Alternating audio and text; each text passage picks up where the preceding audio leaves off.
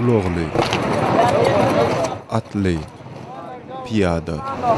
Owganystanyň Demirgazagyndaky Gunduz welaýatyndan dinsiz çakmyşyklar derarly müňlerçe adam öýlerini terk etmäge mejbur boldy. Sol bir wagtyň özünde de Gunduzy basyp alan Talabany garşy töwüşmek üçin hökümet güýçleri iýerildi.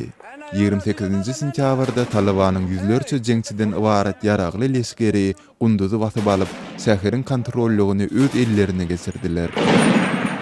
قندوز در آتش جنگ می‌سوزه. دولت مرکزی هم توجه چندانی نکرده.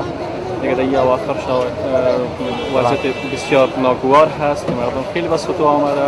هزارها فامیل در و در و بیچاره جای ندارن، سرپناه ندارن، به دشت و چمن‌ها اینجا به سر میبرن.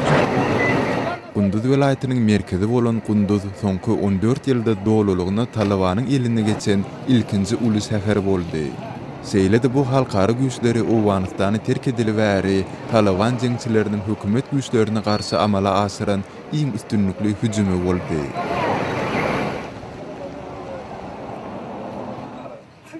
Häzirki wagtda Gunduzyň aeroportuny izine gaýdyp almak üçin 5000 töweregi Owgan etgeriniň töwüşýändigi we olary howadan Amerikanyň töwüş uçurlarynyň goldaýandygy aýdylýar.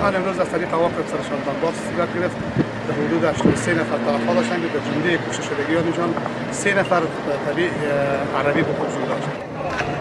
Gunduzyň syýnmagy bilen Owgan prezidenti Ashraf Ganinyň häkimetine uly zarba uruldy. Bu şowsuzlyk Owgan ýaragly güýçleriniň ýurda näme derejede gözegçilik edip bilýändigi barada soraglar döretdi.